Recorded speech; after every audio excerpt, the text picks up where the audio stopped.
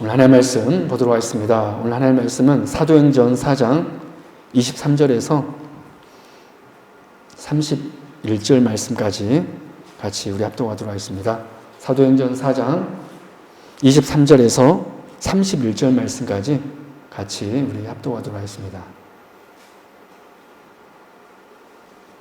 같이 읽겠습니다. 시작.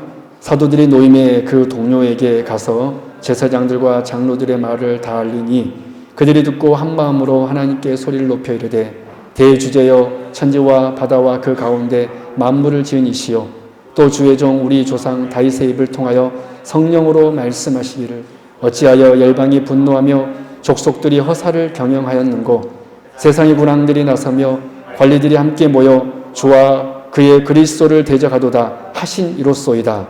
과연 헤롯과 본디오 빌라도는 이방인과 이스라엘 백성과 합세하여 하나님께 기름 부으신 거룩한 종 예수를 거슬려 하나님의 권능과 뜻대로 이루려고 예정하신 그것을 행하려고 이 성에 모였나이다. 주여 이제도 그들의 위협함을 굽어보시옵고 또 종들로 하여금 담대히 하나님의 말씀을 전하게 하여 주시오며 손을 내밀어 병을 낫게 하시옵고 표적과 기사가 거룩한 종 예수의 이름으로 이루어지게 하옵소서 하더라. 빌기를 다음에 모인 곳이 진동하더니 우리가 다 성령이 충만하여 담대히 하나님의 말씀을 전하니라. 아멘. 할렐루야.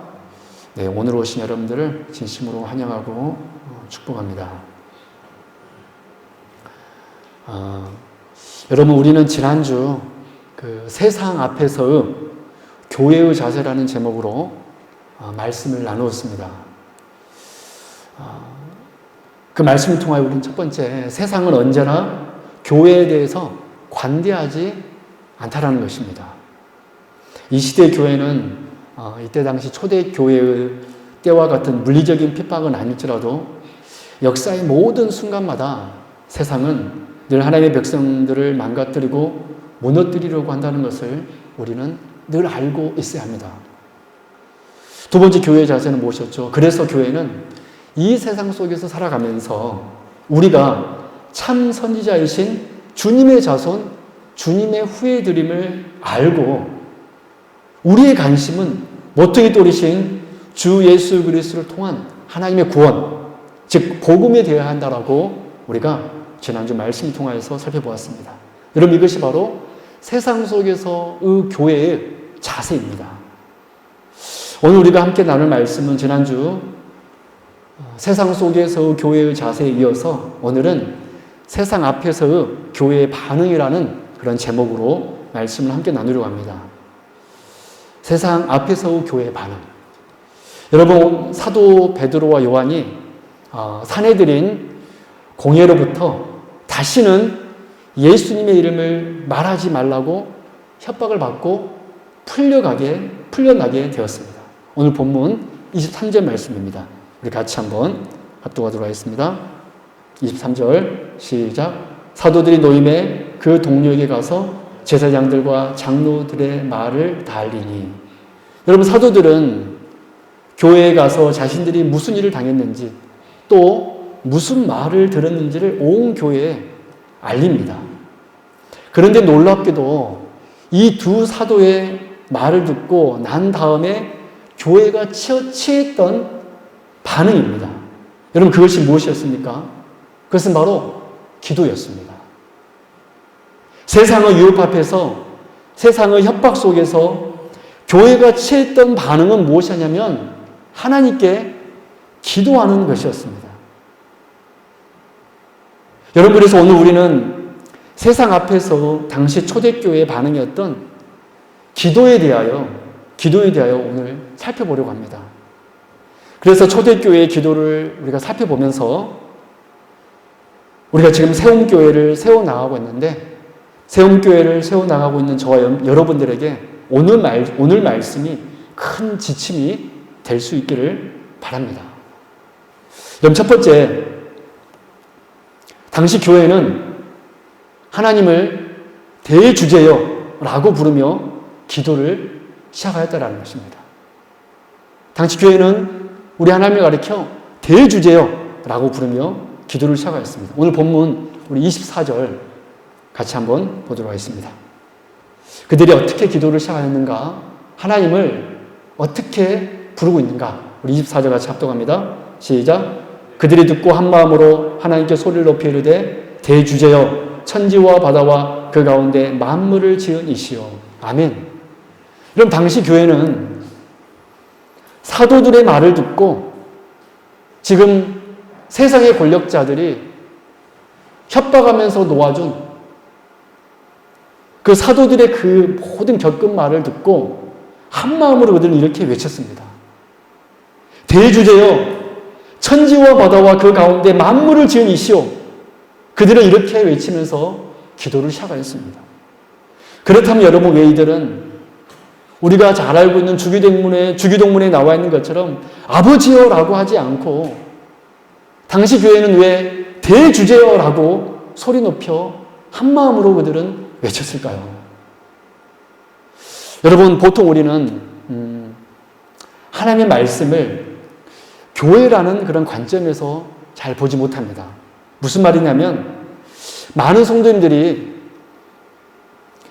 말씀을 볼 때 하나님과의 관계를 철저하게 개인적인 관계로만 본다라는 것입니다. 그래서 말씀을 이해하는 것도 개인적으로 하나님과의 나와의 관계로만 이렇게 보는 것입니다. 그래서 여러분, 성경에 나와 있는 여러 사건들을 묵상하고 해석할 때 지금 나의 그런 신앙의 감정과 내 삶에 역사하신 하나님, 이런 관점으로만 우리는 성경을 묵상하고 또 적용하고 해석한다라는 것이죠. 네, 맞습니다. 신앙에는 반드시 그렇게 개인적인 측면으로 볼 수 있어야 되고 볼 때가 있습니다. 하지만 성경에 있는 모든 사건을 개인적인 관점으로만 보게 된다면 하나님의 역사를 대단히 축소시킬 수 있을 것이고 또 자칫 잘못하면 왜곡시킬 수도 있음도 우리는 알아야 합니다. 왜냐하면 성경을 여러분 자세히 한번 읽어보면 대부분의 경우 하나님께서 어떤 한 개인과의 관계를 말하고 있는 것이 아니라, 여러분 선지자에게 말할 때도 단순히 한 개인과 이야기한 것이 아니라 이스라엘 전체에 대해서 우리는 이야기한 것을 볼 수 있습니다. 즉 여러분, 성경은 대부분의 경우 하나님께서 자기 백성들을 통하여 혹은 그 백성들과 함께 어떻게 일하시는가를 성경은 말하고 있습니다. 그런데 현대를 사는 우리들은 언제나 성경을 개인적인 관점에서만, 즉 나에 대해서 하나님께서 무엇을 말하는가 라는 입장에서만 볼 때가 참으로 많이 있습니다. 그래서 이렇게만 보기 때문에 성경이 말씀하고 있는 하나님의 본래 의도를 발견하기가 참 어려울 때가 참 많이 있다는 것입니다. 이 말씀은 분명히 온 교회를 향하여서 믿는 자들에게 말씀하고 있는 말씀인데 단순히 나 개인적인 측면으로만 그 말씀을 보기 때문에 그 성경의 바른, 하나님의 바른 본래 의도를 우리가 알기가 어려울 때가 많이 있다는 것이죠. 오늘 본문의 말씀 보십시오. 당시 초대교회 성도들은 지금 자신들의 지도자가 사도 베드로와 요한이 세상의 정치 지도자들에게 붙들려간 일을 겪었습니다. 오늘날 표현으로 하자면 교회에 정말 큰 일이 일어난 것입니다. 여러분 생각해 보십시오. 사도 베드로와 요한이 예수님께서 끌려갔던 그들에게 붙잡혔으니 얼마나 그들이 낙심이 되고 놀랐겠습니까? 여러분, 우리는 지난 시간에 사도 베드로 요한이 안나스에게 우리는 끌려갔다는 것을 보았잖아요. 예수님께서는 그 안나스에게 끌려가서 결국엔 십자가에서 못 박힘을 당하였습니다. 아마 당시 교회는 사도 베드로 요한이 이 세상의 권력자였던 안나스에게 끌려갔던 것을 보고 과연 우리 사도들이 어떻게 될 것인가? 그들은 참 많은 염려가 있었을 것이고 고민이 있었을 것이고 그래서 교회는 참으로 이 일로 큰 근심에 빠졌을 것입니다. 그런데 여기서 우리가 주목할 것은 무엇이냐면 이러한 일을 겪었던 교회가 어떤 하나님을 기대하고 부르고 있는지를 여러분 우리는 보아야 되고 주목해야 되고, 또 두 번째로는 그리고 또 지금 자신들이 겪고 있는 이 상황을 그들이 어떻게 해석하고 있는지를 주목해야 한다는 것입니다. 여러분, 당시 교회는 어떤 하나님을 기대하고 어떻게 하나님을 부르고 있습니까? 우리가 읽어본 대로 하나님을 대주제요, 천지와 바다와 그 가운데 만물을 지으신 이시오 라고 부르며 기도를 시작하고 있습니다. 여러분, 이 말이 무슨 말씀일까요? 왜 이들은 하나님 향하여서 대주제요 라고 부르고 있는 것일까요? 이들이 하나님을 가리켜 대주제요 라고 부른 이유는 모든 주권이 그 세상의 권력자들에게 있는 것이 아니라 창조주이신 대주주이신 하나님께 있음을 고백하고 있는 것이 바로 대주제요라고 하나님 앞에 부르고 있는 그들의 외침이라는 것입니다. 물론 세상적인 관점에서 세상의 군왕들과 관원들에게 막강한 권력과 힘이 있었기 때문에, 그래서 자신들에게 실질적인 위협을 가할 수 있는 것이 그들이기 때문에 그들은 그들을 두려워할 수 있었지만, 교회는 오히려 세상 권력이 아닌 모든 주권이 하나님께 있다는 것을 알고 오히려 그 하나님의 이름을 부르고 고백하고 있다는 것입니다. 대주제요, 천지와 바다와 그 가운데 만물을 지으신 이시오. 여러분, 그래서 이 모든 것을 알았기 때문에, 주권이 우리 하나님께 있다는 것을 그들이 알고 있었기 때문에 지금 자신들이 처한 상황을 그들은 어떻게 해석하고 있습니까? 당시 교회는 시편 2편, 다윗의 시편을 인용하면서 오히려 세상에 대해서 이렇게 선포하고 있습니다.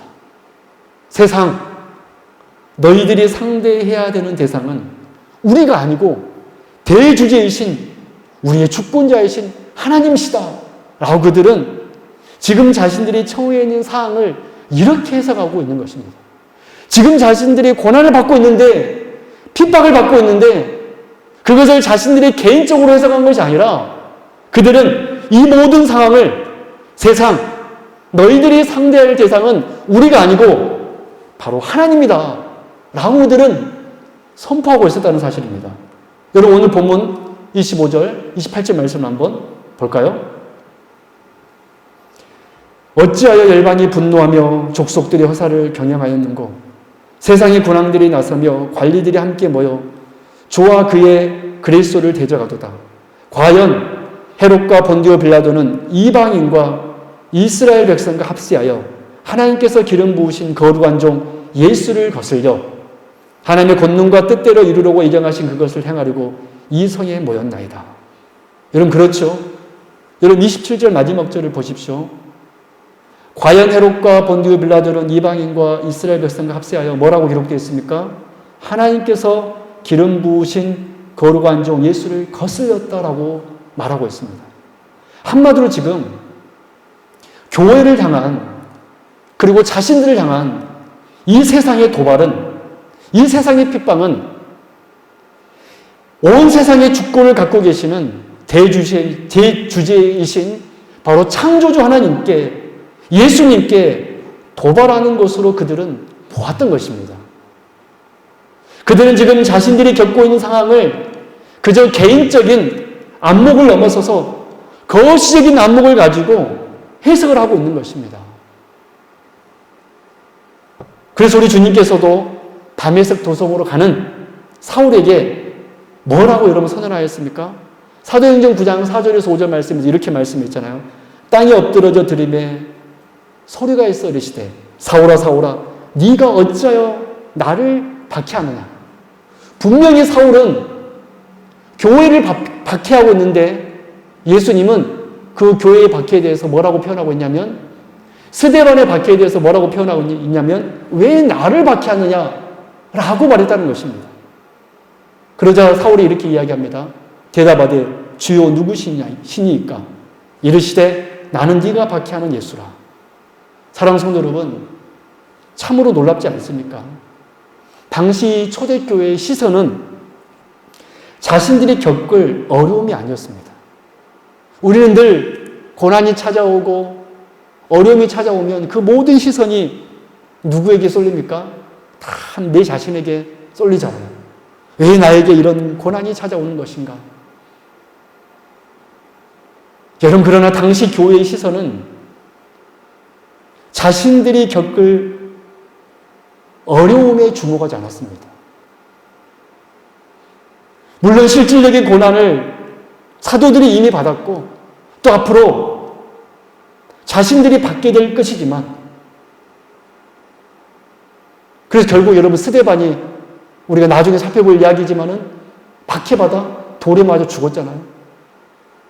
그를 위협을 당할 것이지만 당시 교회는, 이 초대교회는 그 모든 상황을, 세상의 위협을 자신들이 아닌 우주의 왕이신, 우리의 주권자이신, 대주제이신 주님께 대한 반역으로 그들은 보았던 것입니다.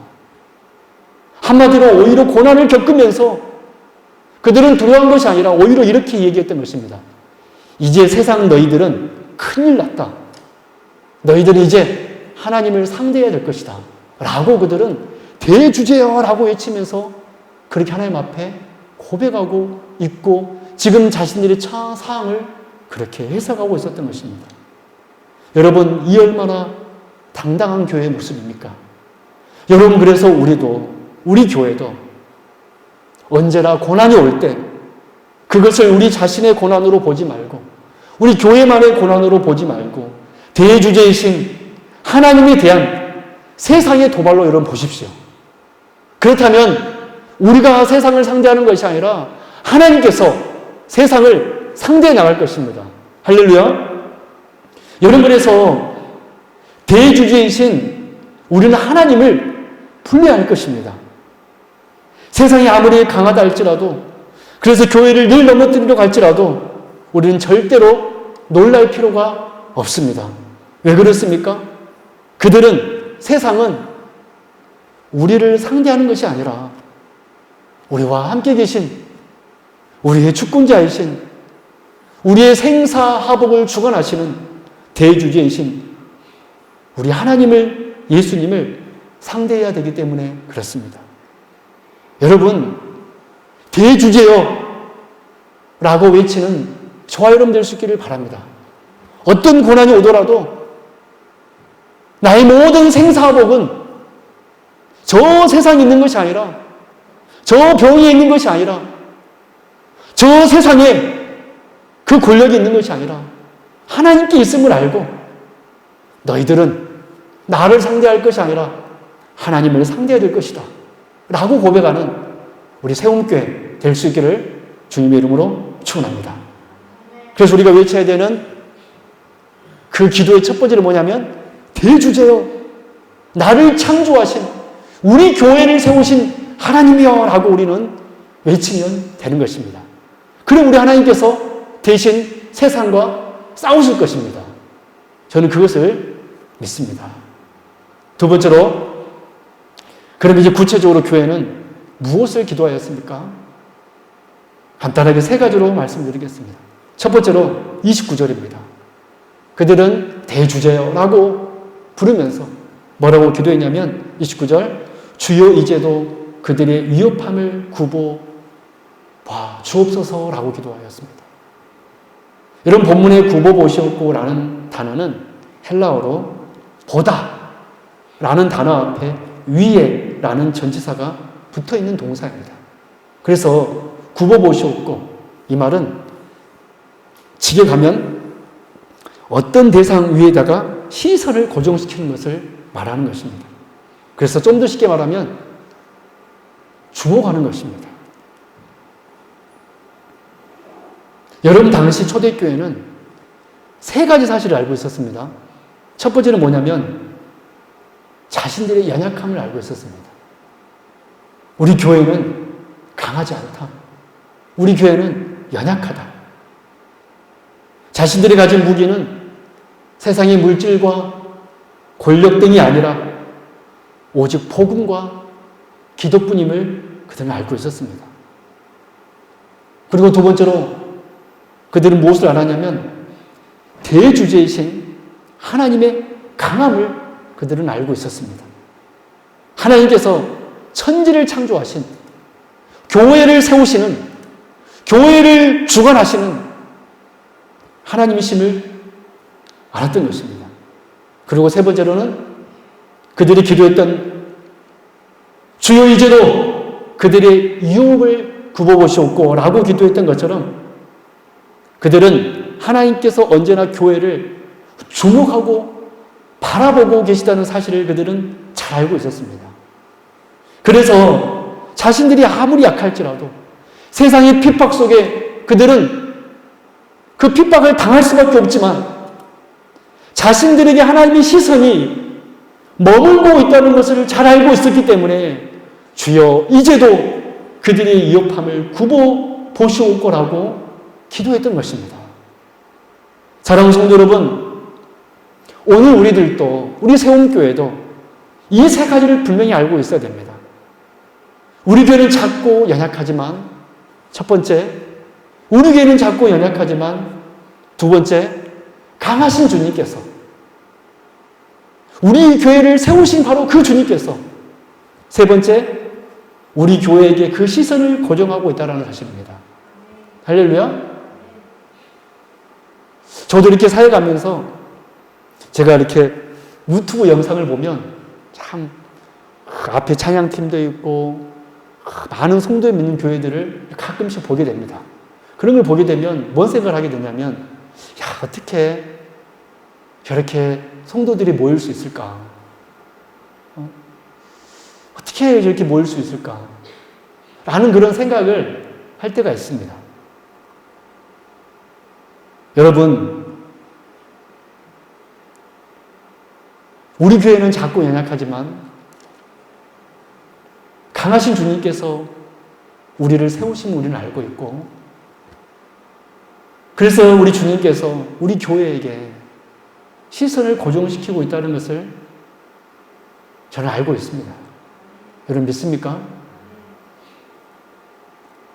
여러분, 우리 하나님은 정말로 모든 시대에 걸쳐 자신들의 자녀들을 지켜보셨습니다.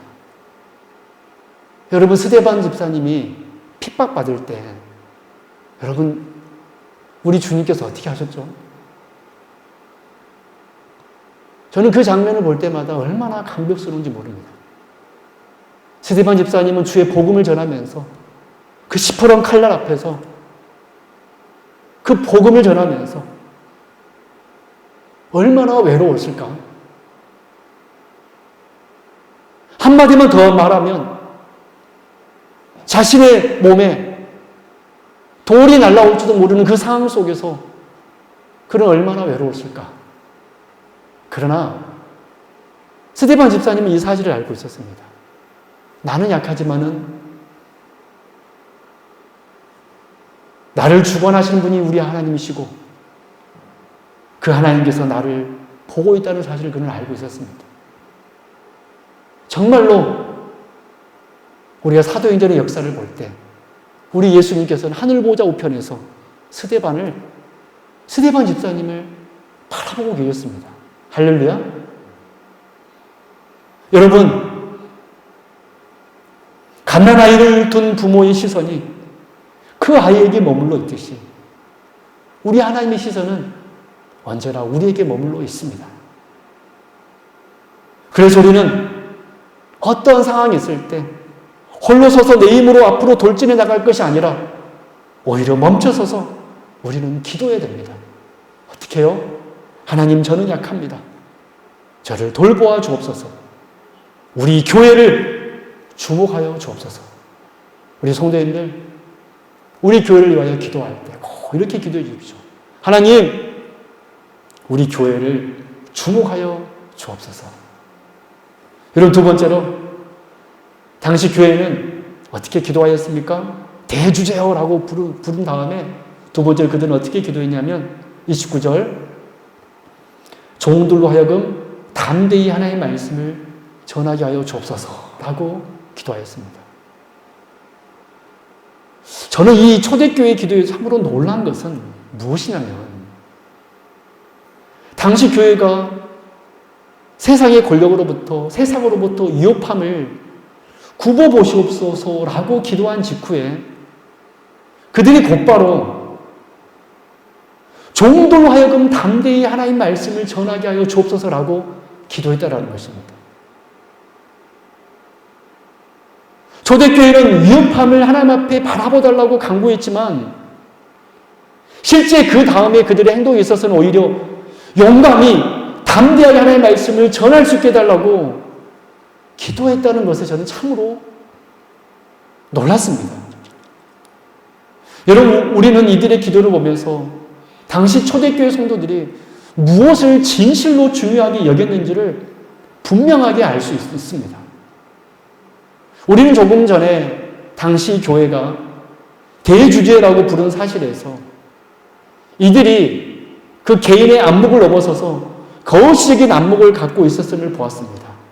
즉, 자신들이 겪을 고난을 사적인 것, 개인적인 위험으로 보지 않고 사도들이 겪었던 그리고 앞으로 자신들이 겪을 모든 사건들을 통하여 우주의 통치자가 자신의 주권자가 누구인지를 알게 되었고 또한 지금 자신에게 일어나고 있는 모든 일들이 구체적으로 무슨 일인지 즉 이 모든 싸움은 세상과 자신들과의 싸움이 아니라 세상과 하나님의 싸움임을 그들에게는 볼 수 있는 눈이 있었다라고 우리는 첫 번째 주제를 통하여서 보았습니다.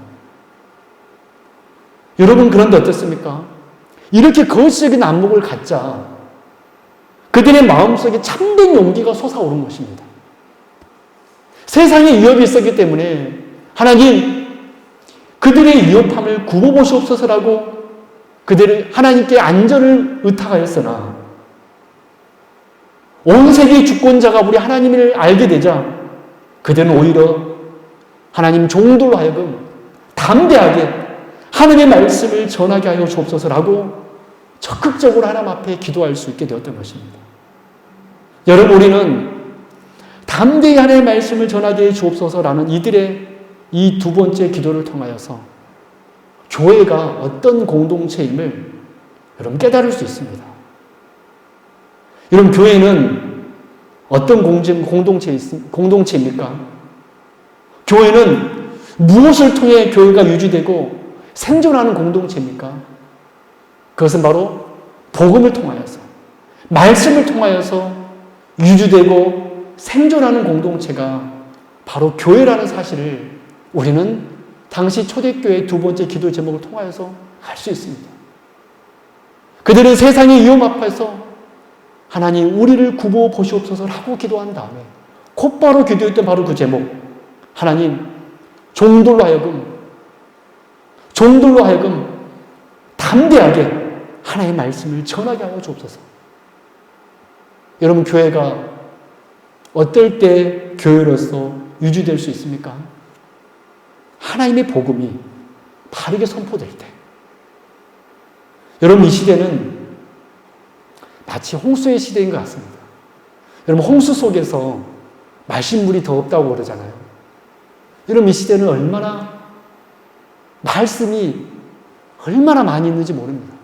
인터넷을 보아도 쉽게 들을 수 있고 유튜브를 보아서도 쉽게 하나님의 말씀을 들을 수 있습니다. 그런데 이렇게 말씀을 쉽게 들을 수 있는 시대가 하지만 어떤 의미에서 이 시대는 말로만 말씀이라고 하면서 실은 말씀이 없는 시대, 말씀이 세잔해지고 있는 시대가 아닌가, 저는 그런 생각도 들 때가 있습니다. 아무리 내가 하나님을 외친다 하더라도 그 말씀 속에 복음이 들어있지 않는다면 그것은 더 이상 말씀으로서 어떤 힘도 발휘할 수 없다라는 것입니다. 그 말씀이 그저 우리에게 위로만 주고 그 말씀이 그저 나에게 아니면 주는 말씀이라면 그 말씀은 더 이상 복음으로서 능력을 발휘할 수 없다라는 것입니다. 여러분, 그 옛날 우리 선지자들은, 사도들은 온전히 주 예수 그리스도께서 오늘 우리에게 무엇을 하셨는가? 우리 하나님은 어떤 분이신가? 라는 복음만이 전하였고 이 복음으로 향하여서 그들은 담대하게 나아갔던 것입니다. 지금 초대교회가 기도했던 기도 제목이 무엇입니까? 하나님 종들로 하여금 담대히 하나님의 말씀을 전하게 하여 주옵소서. 왜 그렇습니까? 교회가 이것으로만 생존할 수 있기 때문에 그렇습니다. 교회는 이것으로만 정의될 수 있는 공동체이기 때문에 그렇습니다. 왜 그러냐면 오직 교회에서만 예수 그리스도의 복음이 유일하게 선포될 수 있는 곳이기 때문에 그렇습니다. 여러분 세상 어디를 가서 한번 들어보십시오. 교회 외에는 예수님을 말하는 공동체가 없습니다. 오직 교회만 하나님의 복음이 전해지는 곳입니다.